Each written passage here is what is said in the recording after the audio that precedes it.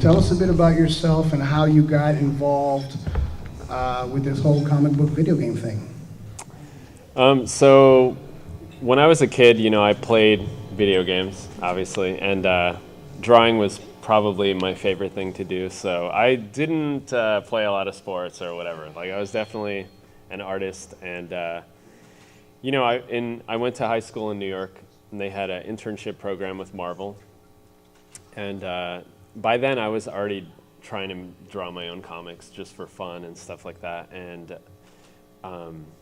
I kept showing my work to the editors there, and I made a lot of friends, and eventually they gave me some work. I was still in high school, working professionally, and I just, I was making pretty good money, so I didn't bother going to college or anything after that. That was the point, right? My parents were very disappointed, so. And I think I've said before, my dad thought I should be like a plumber or an electrician or something like that, So. It's a very superhero type of thing. Yeah. That doesn't make any money, though. No, yeah, well, he thought, drawing superheroes is cool, but, what are you going to do with that?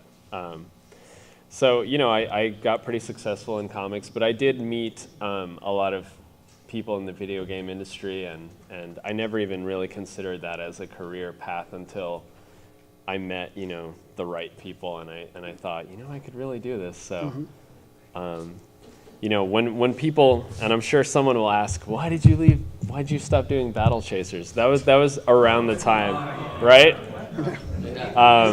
There goes 20 minutes of our time. I know. I'm not going to answer that question because you'll all leave.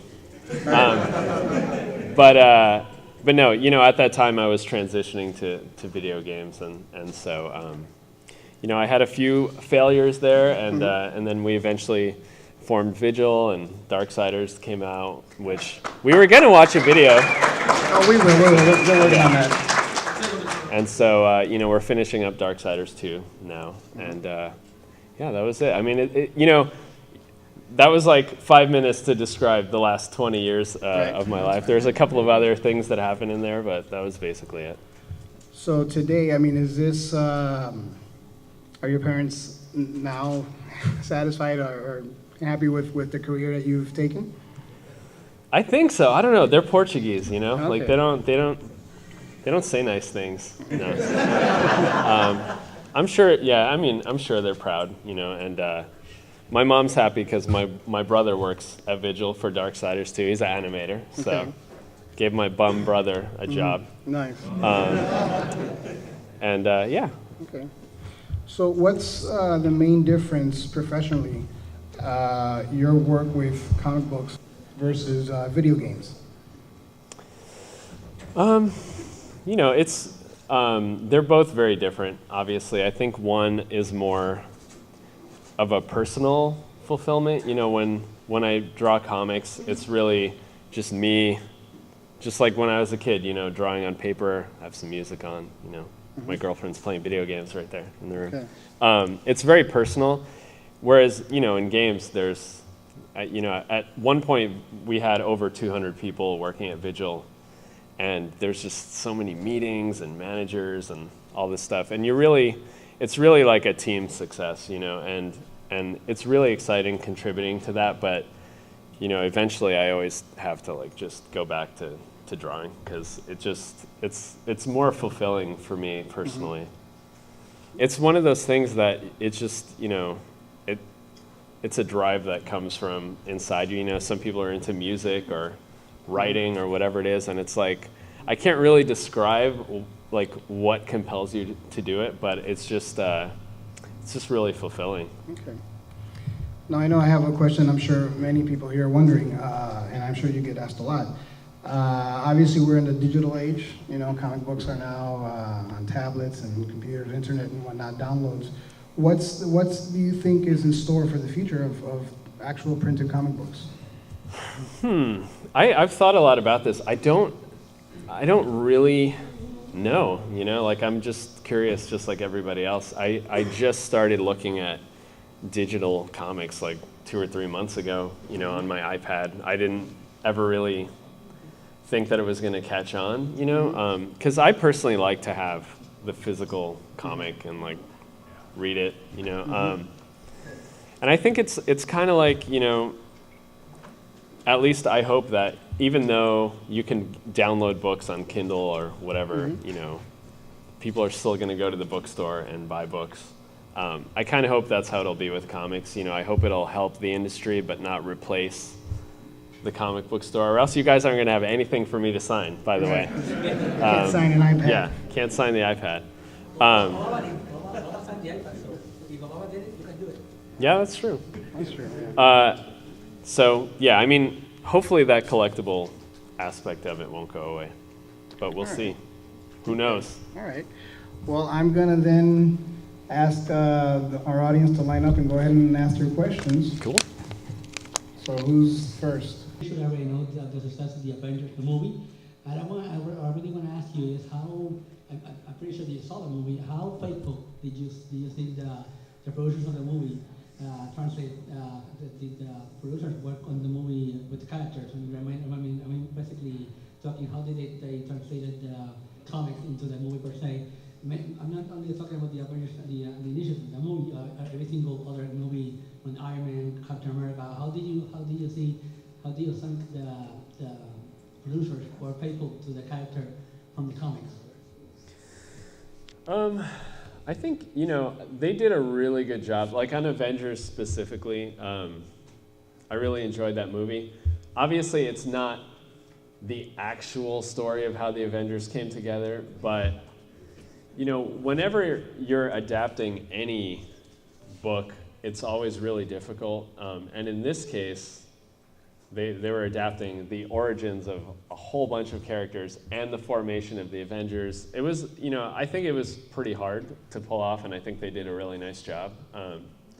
You know, like we were talking about before, sometimes you do have to change certain things, you know, to make like a franchise a little more, you know, easy to understand, especially because a lot of people that saw Avengers never even read a comic book before, and they still enjoyed it.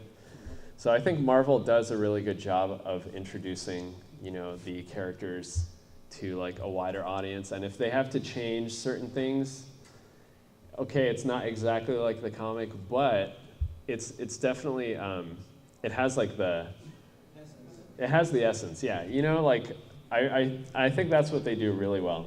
Except for Thor, I didn't like that movie, but I loved Iron Man. You know, Robert Downey Jr. is awesome. I liked Iron Man 2. A lot of people didn't like that one. That was, but yeah, and Spider-Man. They were pretty good. I didn't like the third one, but X2. I think X2 is still one of my favorite superhero movies. It's really good. First Class was good also. And like that's another good example of like, I feel like the story of Xavier and Magneto in that movie was probably cooler than most of the stuff they've ever done in the comic book. And the little, you know, bullet hitting Xavier and crippling him, that was cool. Like they had like little touches that are not necessarily, you know, faithful to the comic, but I just think it added a lot to the franchise overall. And again, people that don't follow comics still enjoyed those movies. So the only thing I wish is that they would then go to the comic store and buy some comics. But for some reason, you would think, you know, Avengers did so well, you would think that the sales would go up, but they don't for some strange reasons. What are your background on Spider-Man? And Battle Chess is night when it's coming out. So I did the first 3 issues of Avenging Spider-Man, and I was supposed to come back onto the book, but Marvel recently changed their plans. I think they're going to announce it pretty soon. I'm not really allowed to talk about it, but the story that I was doing is being moved into another book. It's not going to be in Avenging Spider-Man right now. And that's about all I could say. Well, they did say that it's a team up with Spider-Man and Wolverine. I could say that. And Elektra and some ninjas. Kingpin. I don't know, it's pretty cool. It's not characters that I usually draw, you know, I mean, except for Spidey and Wolverine. It's got a couple of, you know, Daredevil characters and stuff in there too, so I think I said too much already. comic book industry had a lot of press in the last couple of months because the big company's decision to make some changes to promote the diversity, like changing some characters from straight to gay, other characters from white to Hispanic or Asian or African Americans. And what's your take on that? Do you believe that, in your opinion, preset characters should be left alone and create diversity with new characters, or it's okay to go ahead and change the preset characters? You know, everything goes. There's no sacred preset character. What's your take on that? That's a tough one. You know, personally, I do feel like I would prefer to see diversity spread through new characters. Like you said, I don't really like when they mess with some of my favorite characters. You know, even like the new Spider-Man movie coming out. I'm like, what's up with this? Why are they changing the origin? You know. But I'm still gonna give it a chance. I'll check it out. But I do think that, you know, in general, I wonder if that hurts comics a little, that they just keep retreading the same characters over and over and over instead of branching out and creating new stuff. Because, you know, like even, you know, whether it's Marvel or DC or whatever, there's certain characters that do really well for them, and they just keep redoing the same stories over and over.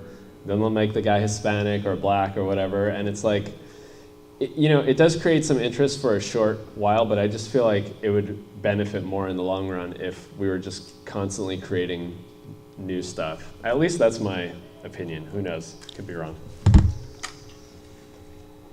Hi Joe, this is Chad Magnus from YouTube. On behalf of BigHitsBigNews.net, we would like to ask you if you could tell us what's in store for us, and if you could tell us in Darksiders 2, and what's your take on it, and how much you enjoyed it. So Darksiders 2, I don't know how many of you played the first one, but well, since you're here, you probably did. You know, you played as War, one of the horsemen, and in the sequel, you probably all know this by now, you play as Death. He's a much different character. We tried to think of like character archetypes. You know, and War was like kind of like a warrior, and Death is more like an assassin or whatever. So he's super fast. He has like quick attacks. There's a lot of new exploration aside from combat. Like he can run up walls and do all this stuff. And there's the game doesn't take place on Earth anymore, so we had a lot more fun just creating the world. You know, the environments. There's way more monsters than there were in the first one.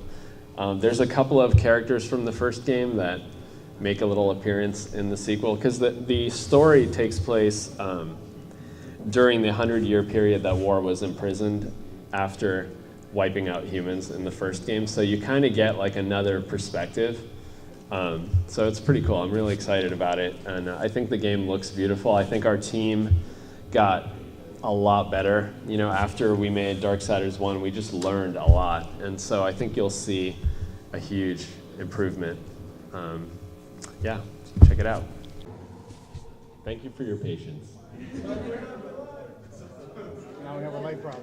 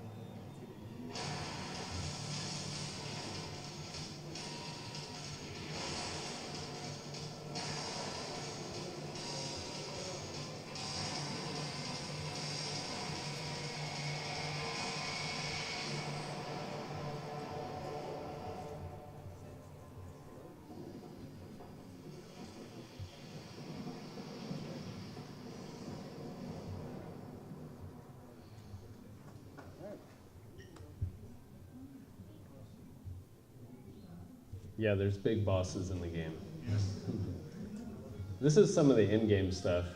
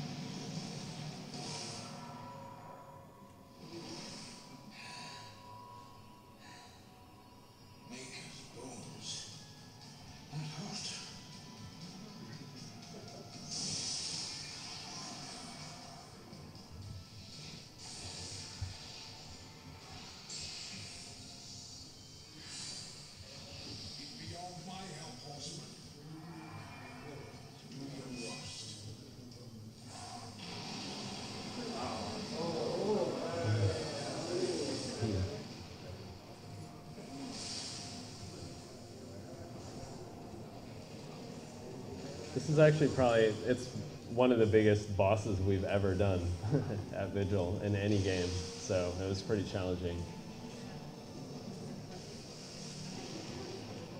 Actually, I haven't seen this video, so I have no idea.